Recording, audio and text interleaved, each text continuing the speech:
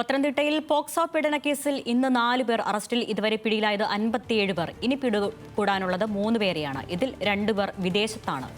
വിവരങ്ങളുമായി പത്തനംതിട്ടയിൽ നിന്ന് ശ്രീരാജ് ബാബു ഉണ്ട്. ശ്രീരാജ്, ഇന്ന് പിടിയിലായിരിക്കുന്ന 4 പേർ, ഇനി പിടികൂടാനുള്ളവരുടെ വിവരങ്ങൾ കൂടി.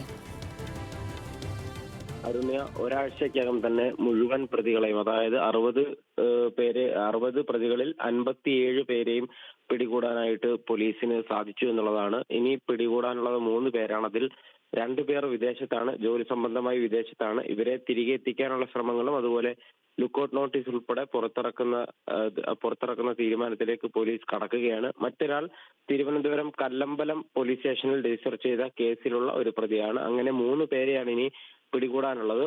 ബാക്കിയുള്ള 57 പേരെയും പോലീസ് പിടികൂടി. ഇന്ന് 4 പേരുടെ അറസ്റ്റ് കൂടി രേഖപ്പെടുത്തിയപ്പോഴാണ് 57 എന്ന സംഖ്യയിലേക്ക് എത്തിയത്. എന്തായാലും വളരെ വേഗം, ഒരാഴ്ച കൊണ്ട് തന്നെ ഈ 57 പേരെയും പിടികൂടാൻ പോലീസിന് കഴിഞ്ഞു. പത്തനംതിട്ട ജില്ലയിലെ 4 പോലീസ് സ്റ്റേഷനുകളിലാണ് കേസ് രജിസ്റ്റർ ചെയ്തിരുന്നത്. പത്തനംതിട്ട ടൗൺ, പന്തളം, മലയാലപ്പുഴ, ഇലവുംതിട്ട സ്റ്റേഷനുകളിലായി ഉണ്ടായിരുന്നവരാണ് ഈ 59 പ്രതികളും. അതിൽ ഒരാൾ തിരുവനന്തപുരം കല്ലമ്പലം പോലീസ് സ്റ്റേഷനിൽ രജിസ്റ്റർ ചെയ്ത കേസിലും. അങ്ങനെ 57 പേരെയും ഇപ്പോൾ പിടികൂടാൻ സാധിച്ചിട്ടുണ്ട്. വിദേശത്തുള്ളവരെ തിരികെ നാട്ടിലെത്തിക്കാനുള്ള ശ്രമങ്ങളും പോലീസ് തുടങ്ങിക്കഴിഞ്ഞു. അരുണ്യ.